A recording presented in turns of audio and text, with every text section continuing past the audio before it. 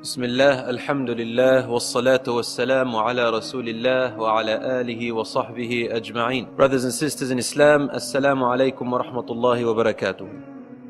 Beloved brothers and sisters, we will be continuing with the story of the Prophet Moses, Musa alayhi salatu wassalam, may peace be upon him. And what happened after the Pharaoh or Fir'aun was drowned and they were now on the other side of the Red Sea.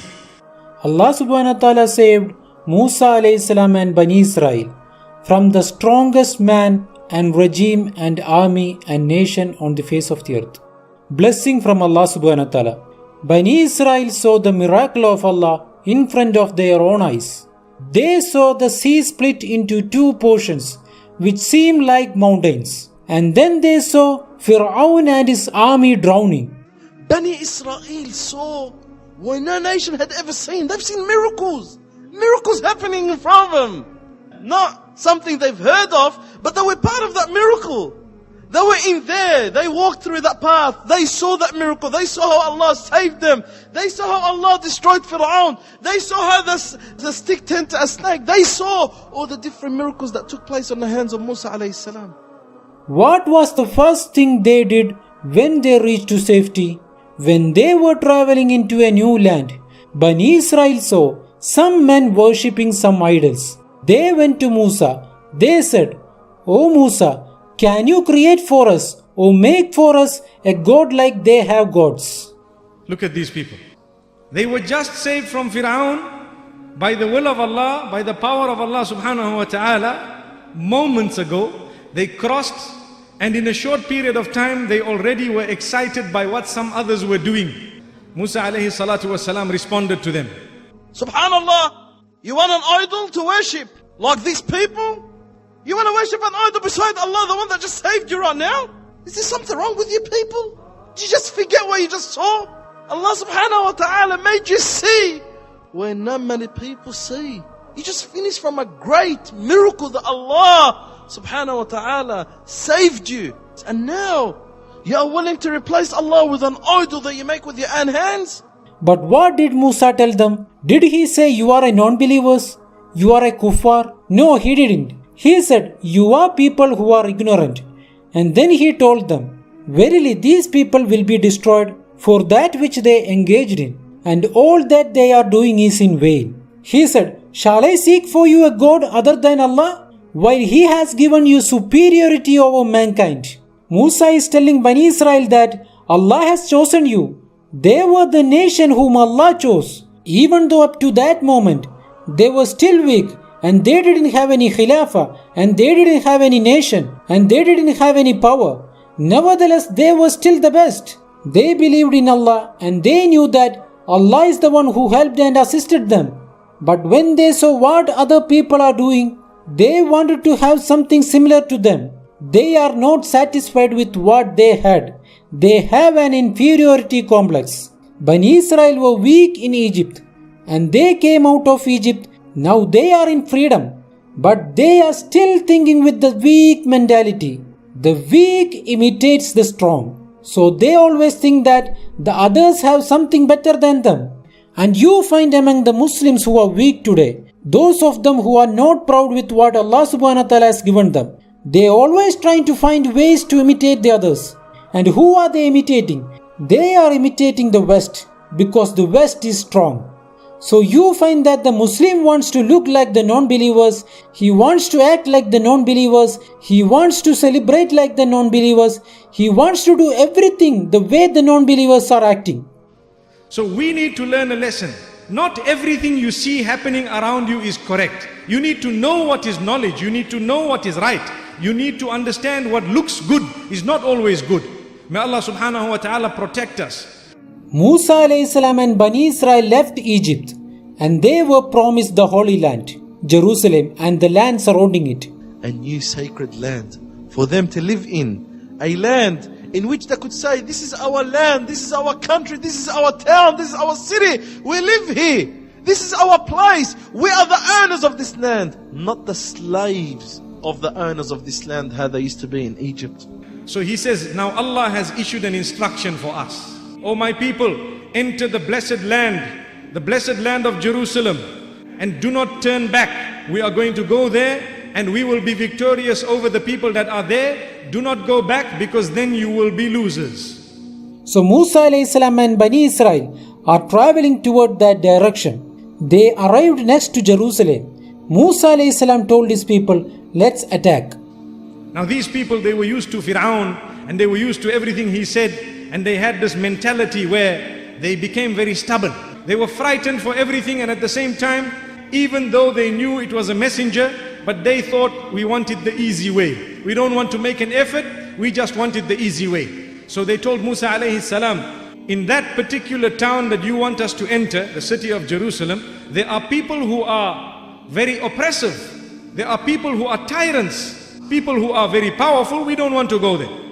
How do you expect us to go into there? And we shall never enter it till they leave it. When they leave, then we will enter. Look at this.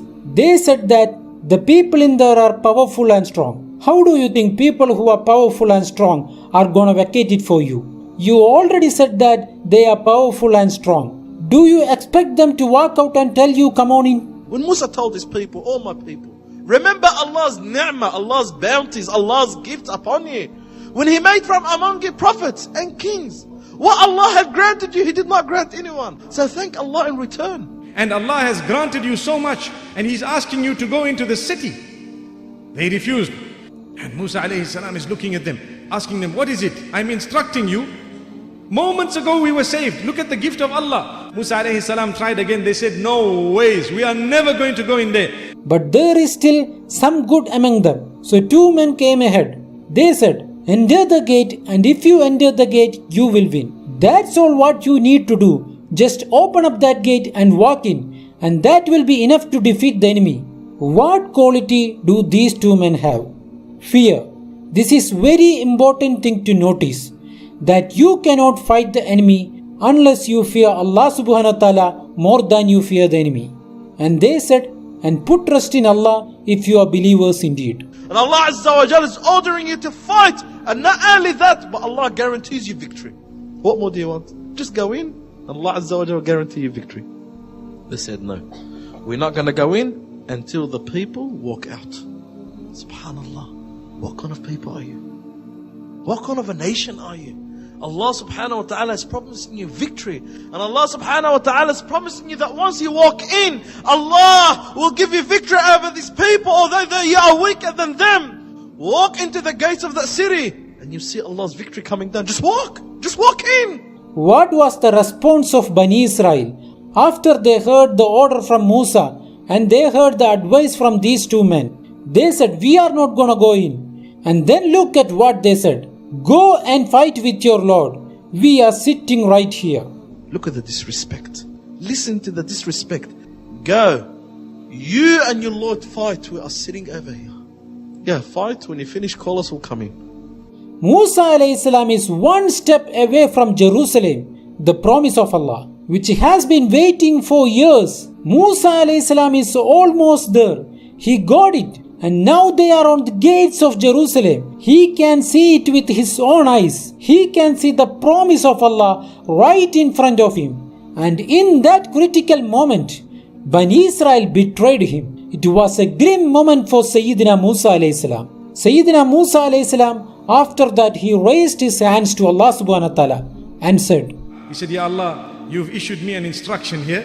I only have command over myself and my brother Harun. The rest, I don't have a command over them. Look at what they are saying. So separate between us. So Allah says, it will be prohibited for them for 40 years to have any form of dwelling. They won't go into the city and they won't go anywhere. For 40 years, they will just be wandering on the earth. So do not be saddened by the condition of the mischief makers. So from that day, for 40 years, these people used to get up in the morning and try to go and look for an abode. And they would come back in the evening exactly where they started. They couldn't find anything. 40 years, my brothers and sisters in Islam, they were lost on land. They can't find a city. They can't find a town. They can't find a place to settle in. They were just lost in the desert. Did Allah subhanahu wa ta'ala stop from His blessings over them? Did Allah Azza wa Jalla stop from giving them? No. Allah Azza wa Jalla continued to give them, although they gave nothing in return to Allah Almighty. When they were lost in the desert, my brothers and sisters, obviously these people need shelter, they need water, they need food, they need clothing. Where are they going to get it from the desert? There's nothing in the desert, there's only dust. So they came and complained to Musa alayhi salam, saying, "Oh Musa, look what your Lord had done to us. We are lost on earth, we can't even find the place. At least get us some shelter." So Allah subhanahu wa ta'ala gave him a shelter. Allah subhanahu wa ta'ala, He made a cloud follow them wherever they go, to cover them and shelter them from the sun. And Musa alayhi salam asked Allah subhanahu wa ta'ala to provide the Bani Israel with water. Allah subhanahu wa ta'ala told Musa, "Hit the stone with your stick. 12 springs of water are going to gush forth. For every tribe of Bani Israel, they have their own spring." And as they went further, they felt hungry. We released for you from us the food, the divine food known as al-man was salwa. Man is a type of grain and salwa is a type of a bird. Some say it is a quail. So Allah says, we gave that to you. Allah says, eat and thank Allah, enjoy the meal and you thank Allah, be grateful and protect yourself from mischief making. So mashallah, they began to eat, they were drinking, they were happy, they were excited. Allah subhanahu wa ta'ala is provided them with the best meat, special meat. And Allah subhanahu wa ta'ala is provided them with the special food, which is al-man. We didn't even know what it is. And Allah subhanahu wa ta'ala is giving them this as the blessing and as a miracle. They went to Musa alayhi salam and they said, "We got tired of eating the same type of food. We want to have more variety. So ask Allah subhanahu wa ta'ala to provide us with the other stuff, other kinds of food." They said, "Oh Musa, we want our herbs again, we want our cucumbers again, we want our garlics again, we want our lentils again, and we want our onions again. We want everything we used to have, bring them back, and we want it to grow. Tell Allah we want that." Bani Israel, they are not willing to even give up the particular type of food they were eating. So Musa alayhi salam told them, You want to substitute the good that you have with that which is not as grand. How can you want to take away the divine food that Allah blessed you with and substitute it with something you used to know in Egypt? "Go back to Egypt. You will find what you want. If you don't want the freedom, if you don't want the honor, if you don't want the Holy Land, go back to Egypt. Go back to the life of slavery. And you will find all the lentils, garlic, onion that you want." How can you replace man and salwa with garlic, onion and lentils? Allah subhanahu wa ta'ala is providing you with the best and you are asking for the lowest. Man and salwa is the special thing, but this garlic and onion and lentils, you will find it anywhere. And for 40 years, my brothers, Musa alayhi salam is facing from Bani Israel what no prophet and messenger had faced except Muhammad sallallahu alayhi wasallam. And that's why he was from Ulil Azmi min Rusul. Thereafter, that there was another way that they harassed Musa alayhi salatu wasalam. They troubled him a lot. Musa alayhi salam was very shy, and that is how the mu'min, the believer, should be. He was always covering up his body.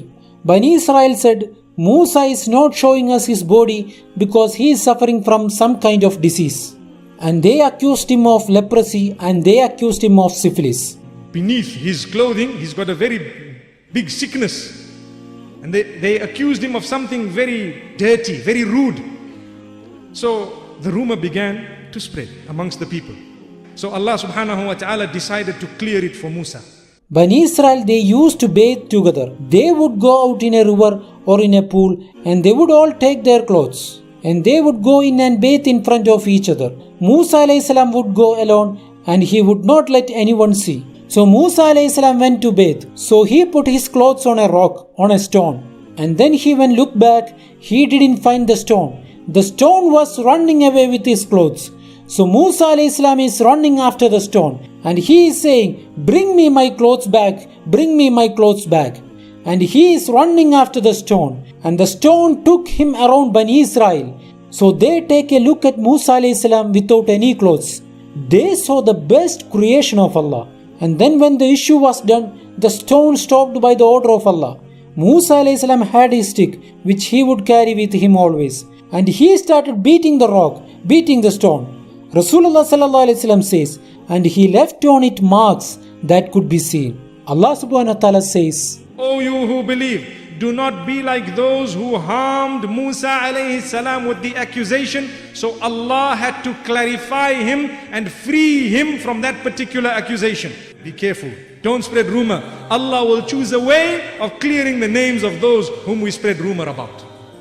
May Allah subhanahu wa ta'ala grant us all forms of goodness. Inshallah, we will continue with the story of Musa alayhi salam by the will of Allah. Until then, wa sallallahu wa sallam wa baraka ala nabina Muhammad. Subhanallah bihamdih. Subhanakallahumma wa bihamdika nashhadu an la ilaha illa anta nastaghfiruka wa natubu ilayh.